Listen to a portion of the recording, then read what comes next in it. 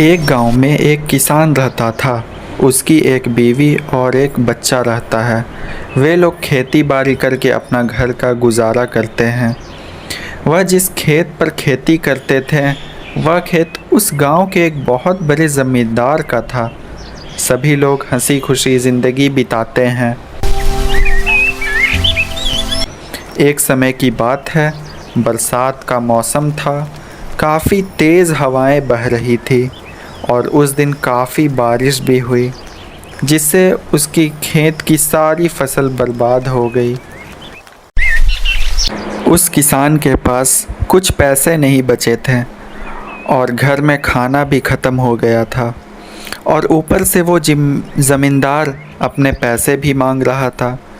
मजबूरी में आकर उस किसान को अपना घर बेचना पड़ा और अब वह लोग उसी गांव के चबूतरे पर रहते थे। काफ़ी दिन बीत गए। उस गांव में एक बहुत बड़ा बिजनेसमैन आया। उसको उस किसान की हालत देखी नहीं गई। उसने उस किसान को एक नया घर दिलाया और कोई व्यापार करने के लिए पैसे भी दिए। किसान का परिवार काफ़ी खुश हुआ। फिर बाद में सभी खुशी खुशी रहने लगे। एक गांव में दो लड़के रहते थे। एक का नाम रमेश था और एक का नाम सुरेश था। दोनों काफ़ी अच्छे मित्र भी थे। रमेश काफ़ी होशियार भी था, वही सुरेश थोड़ा आलसी और निकम्मा था। दोनों शाम को एक साथ गांव में घूमने जाया करते थे और काफ़ी बातें भी करते थे। सुरेश बोलता है, भाई तुम्हें पता है, जब मैं कल स्कूल से घर आ रहा था तभी मुझे रास्ते में 100 रुपये गिरे हुए मिले। रमेश बोलता है, अरे वाह, फिर तुमने उन पैसों का क्या किया? सुरेश बोला, अरे मैंने वह सारे पैसे कुछ कुछ खाते पीते ख़त्म कर दिए। सुरेश हंसता है। फिर दोनों अपने अपने घर चल जाते हैं। रमेश की मम्मी परेशान बैठी थी। रमेश बोलता है, क्या हुआ मम्मी? तो उसकी मम्मी बोलती है, बेटा मेरा 100 रुपये कहीं रास्ते में गिर गया है और मिल नहीं रहा है। तभी रमेश को याद आता है कि सुरेश को 100 रुपये गिरे हुए मिले हैं। लेकिन यह बात रमेश अपने मम्मी को नहीं बोलता है। फिर अगले दिन जब रमेश और सुरेश मिलते हैं तब रमेश बोलता है, मुझे लगता है कि वह पैसे जो तुम्हें गिरे मिले थे वह मेरी मम्मी के हैं। सुरेश चौंक जाता है और मन में ही सोचता है कि ये रमेश मुझसे वो पैसे छीनना चाहता है। फिर सुरेश बोला, अरे नहीं, क्या सबूत है कि वह पैसे तुम्हारी मम्मी के हैं? रमेश सोच में पड़ जाता है। फिर बोलता है कि हाँ, यह इत्तेफाक भी हो सकता है। यह बोलकर रमेश चुपचाप अपने घर चला जाता है। रात को लेटकर वह सोचने लगता है कि कल जाकर सुरेश को कैसे भी करके वे पैसे ले ले। फिर अगले दिन रमेश बोलता है, ए सुरेश, वह पैसे तुम मुझे दे दो। सुरेश बोलता है, भाई वह पैसे मुझे गिरे हुए मिलते हैं, मैं कैसे दे दूँ तुम्हें? इतने में ही रमेश गुस्सा हो जाता है और सुरेश को धक्का देकर गिरा देता है। फिर वहाँ से भाग जाता है। घर पहुँचते ही रमेश की मम्मी बोली, अरे बेटा, वह पैसे कहीं गिरे नहीं हैं, वह तो अलमारी में ही रख कर भूल गई थी मैं। तब रमेश को पछतावा होता है। वह अगले ही दिन सुबह सुरेश के घर जाकर उससे माफ़ी मांगता है। सुरेश उसे माफ़ कर देता है और फिर दोनों खुशी खुशी रहने लगते हैं।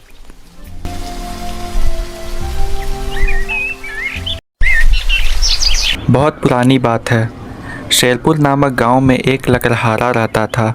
उसकी एक पत्नी और एक बेटी उसी के साथ रहती थी। वह लकड़हारा बहुत मेहनती था। वह दिन रात मेहनत करके अपने परिवार का भरण पोषण करता था। हमेशा की तरह जंगल में लकड़ियाँ काटने जा रहा था, तभी उसकी नज़र एक घायल सुनहरी पक्षी पर पड़ती है। वह तुरंत उसके पास दौड़कर गया और उस घायल पक्षी को देखा तो उस पक्षी के पंख से खून बह रहा था।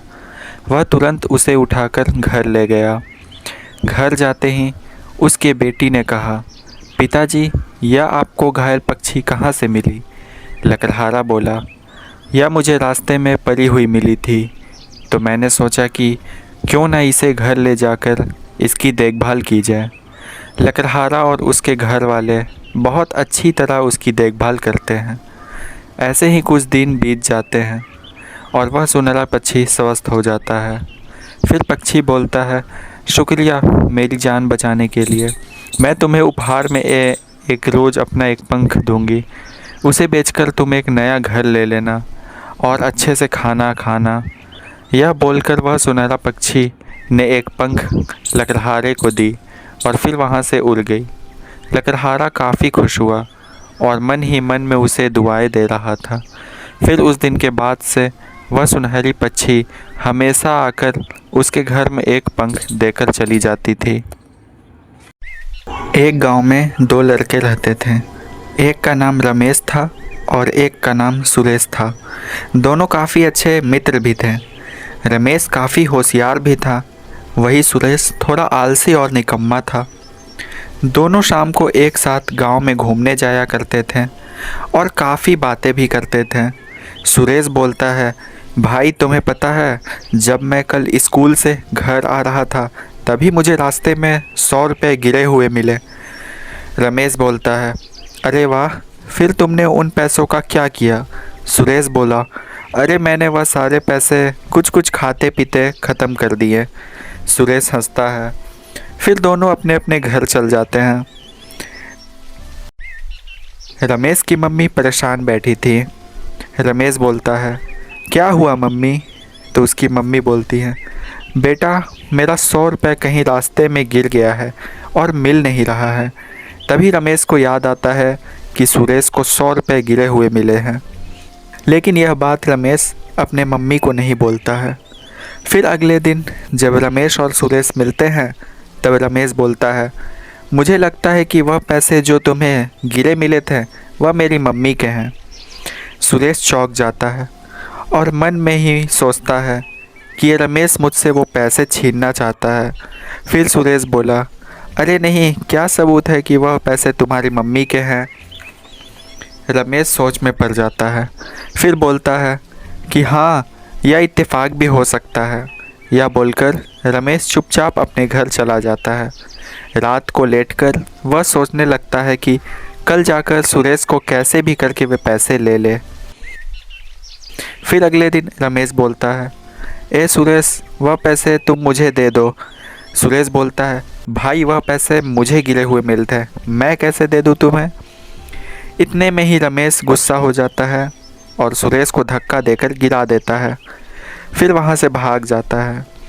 घर पहुँचते ही रमेश की मम्मी बोली, अरे बेटा, वह पैसे कहीं गिरे नहीं हैं, वह तो अलमारी में ही रख कर भूल गई थी मैं। तब रमेश को पछतावा होता है। वह अगले ही दिन सुबह सुरेश के घर जाकर उससे माफ़ी मांगता है। सुरेश उसे माफ़ कर देता है और फिर दोनों खुशी खुशी रहने लगते हैं।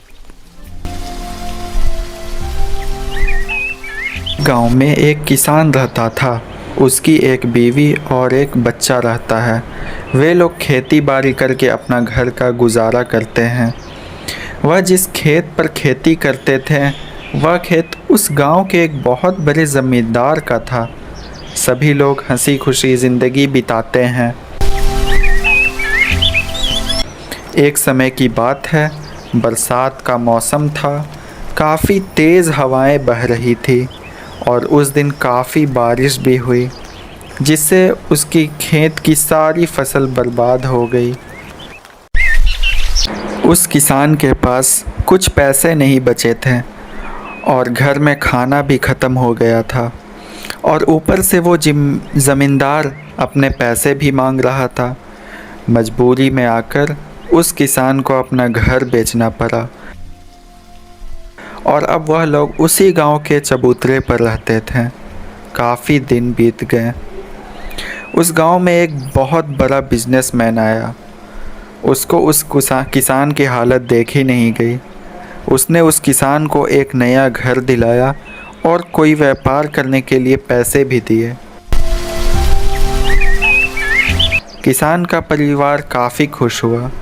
फिर बाद में सभी खुशी खुशी रहने लगे।